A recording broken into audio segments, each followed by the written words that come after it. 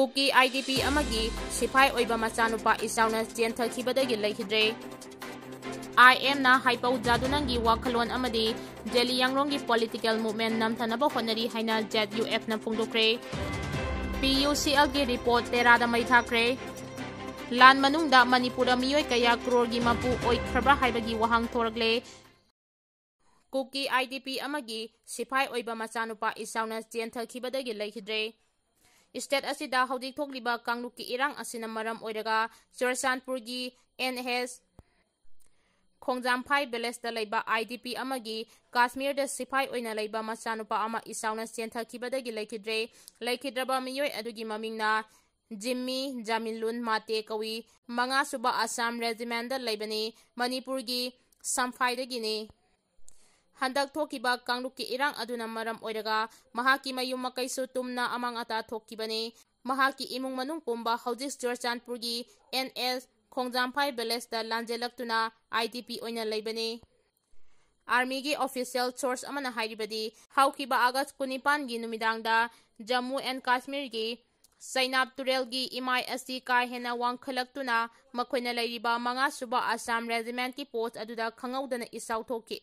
Loinana numidangi amama matam aduda irei kalaba ising isau aduna rifleman Jimmy Assis Chentharaga Puki. Thaudo adugi pau phangbaga regiment adugi kangbusingna pung 12 sumna rescue operation chathaki.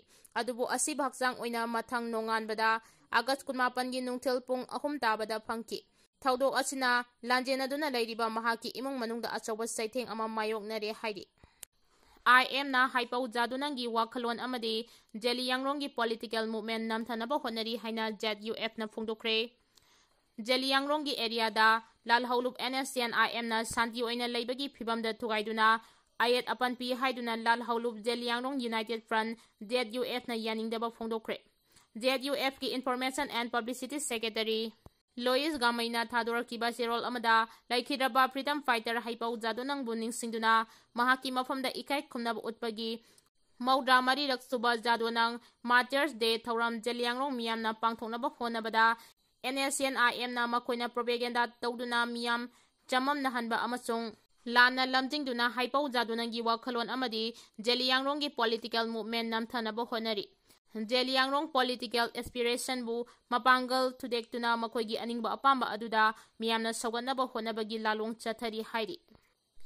Serol asina hai asigumba Nscn-Im gi mabuk sengdaba amasung thawong asidagi Delhi Yangrong miyamna lapna laibiyu center ga ZUF ka political talks chathariba asibu yangkhai thingainaba honariba IM gi khujin thawrangda thajabiganu Delhi Yangrong gi political aspiration phangnaba ZUF na hanbalaitana thawnaga loinana lanthengna khigani hainasu Serol asina phongdoragli.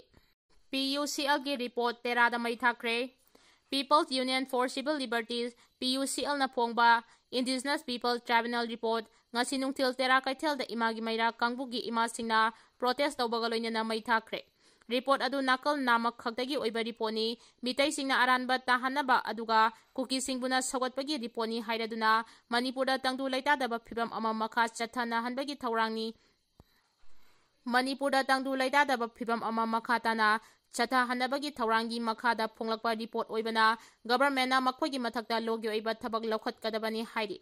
Panba yabadi Indigenous People Tribunal Report adu maikai kayadagi yaningdaba kholaw lakpa lepre nupi lup kayana makhoigi manak nakpa police station singda FIR thagatpa amasung protest na singba tawbagi pawsu lepa leitri adumakpu haudik fawbagi oinadi Manipur police na report aduga mari leinana logi oiba thabak lokhatpagi paw taba leitre. Miyamnadi Manipur police na makhoigi mathakta FIR laukhatnaba demand tawnaribani political party gi lusingba kananasu haudik leinariba kangluki irangi marak asida asigumba report ama puthorakpasina maram oiraga Manipurda henna charangnaba phibam ama leirakadra haibagi mipaiba wafam phongdoraktre. Delhi da sumiyoi kayana report adugi mayokda protest tawkhrabani. Lan manungda Manipurda miyoi kaya crore gi mapu oikhra haibagi wahang thorakle. RTI Bisnupur District ki IDP singi chananaba lakh 35 ga 18 gi thum laikhre. ꯀꯨꯝꯖꯥ ꯂꯤꯁꯤꯡ ꯑꯅꯤ ꯀꯨꯜꯍꯨꯝꯗꯣꯏꯒꯤ ꯃꯦ 3ꯗꯒꯤ ꯊꯣꯛꯈꯤꯕ ꯀꯥꯡꯂꯨꯞꯀꯤ ꯏꯔꯥꯡꯒ ꯃꯔꯤ ꯂꯩꯅꯅ ꯃꯣꯏꯔꯥꯡ assembly ꯀꯣꯟꯁꯇꯤꯇꯨꯑꯦꯟꯁꯤꯒꯤ ꯃꯅꯨꯡꯗ ꯍꯥꯡꯂꯛꯈꯤꯕ relief ꯀꯦꯝꯞꯁꯤꯡꯗ ꯂꯩꯔꯤꯕ internally displace ꯄꯥꯔꯁꯟꯒꯤꯗꯃꯛ ꯂꯨꯄꯥ ꯀ꯭ꯔꯣꯔ 15ꯒ ꯂꯥꯛ 70 ꯔꯣꯝ ꯆꯥꯗꯤꯡ ꯇꯧꯈ꯭ꯔꯦ ꯍꯥꯏꯅ ꯔꯥꯏꯠ ꯇꯨ ꯏꯟꯐꯣꯔꯃꯦꯁꯟ ꯑꯦꯛꯀꯤ ꯃꯈꯥꯗ ꯍꯪꯂꯛꯄ ꯋꯥꯍꯪꯁꯤꯡꯒꯤ ꯄꯥꯎꯈꯨꯝ ꯍꯟꯗꯛꯇ ꯕꯤꯁꯅꯨꯄꯨꯔ ꯗꯤꯁꯇ꯭ꯔꯤꯛꯀꯤ ꯗꯤꯄ꯭ꯌꯨꯇꯤ ꯀꯃꯤꯁꯅꯔꯅ ꯄꯤꯔꯛꯈ꯭ꯔꯦ꯫ RTIꯒꯤ ꯄꯥꯎꯈꯨꯝ ꯑꯗꯨꯗ ꯏꯟꯇꯔꯅꯦꯜꯂꯤ ꯗꯤꯁꯄ꯭ꯂꯦꯁ ꯄꯔꯁꯟ IDPꯁꯤꯡꯅ ꯊꯨꯝ ꯆꯥꯅꯅꯕꯒꯤꯗꯃꯛ ꯂꯨꯄꯥ ꯂꯥꯛ 95ꯒ ꯂꯤꯁꯤꯡ